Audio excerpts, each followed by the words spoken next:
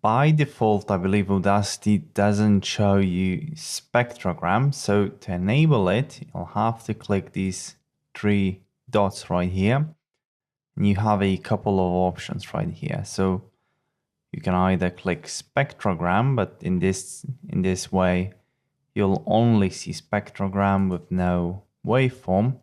And my preferred way is to see the multi-view, where you have access to both spectrogram and you have access to waveform. Just right here, I don't really like that my spectrogram is at the top. I prefer it to be at the bottom.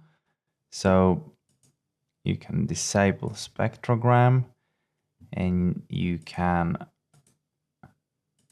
click multi-view again, and you're gonna have your waveform at the very top.